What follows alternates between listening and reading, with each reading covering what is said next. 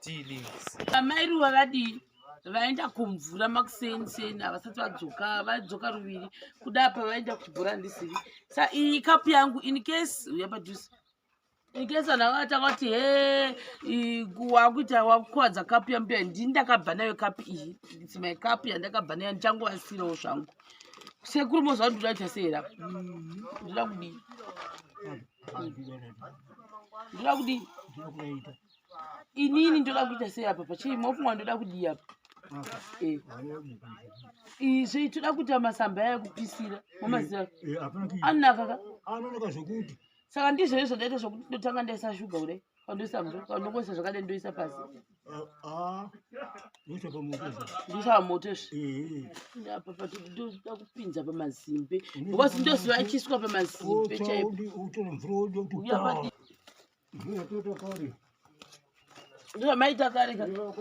Because isu toda kumwa tea dzakapfuma 9. Mai Ruva vasati vadzoka saka hatisambozvimirira. Hatitozivi kuti masamba achoni ari pai. Baba Ruva amashaiwa.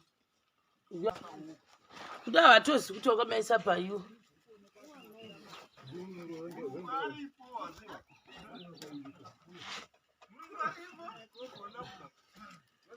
Tabva kare zvatingambomiriri izvozvo vedu takutongoita zviripo. Tatopisira. Ndio yandakatobudira. Anza mukati because chachinja kala unozviziva here izvozvo. Wambochita kupiwa. George. Ndakambotobika inzi magugudu. Mumaziva.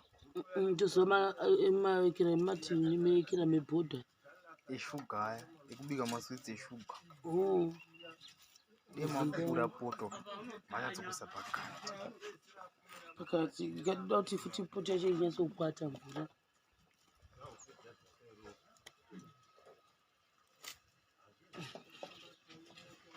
Zvatopa. Gore rino change chirarama nemi life. Gore rino.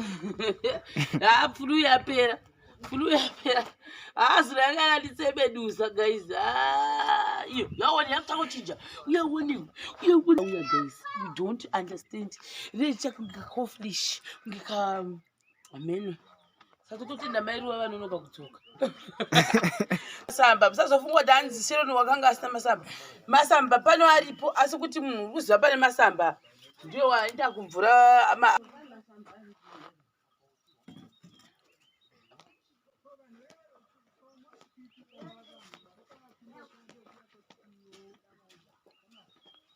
saka vanhu musazoita misconception yekuti hanzi Sheroni haana kutenga masamba kuti vakanyimwa masamba. Aiwa. Masamba andorimo chaiwo.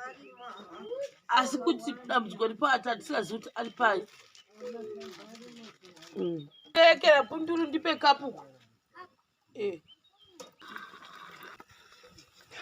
Then right. Naita black yanitsvake chekubatisa ini. Kana yadero manje. Black tea toitora. Tangi koka. Ewe. Pisa akudulwa. Chiri kupisa zvekurevesa. Kapu ndeyangu anhu wetu. Totozonzwa mwa kuti wakukangasa kapu. Mozviona tasaona. Tea aita.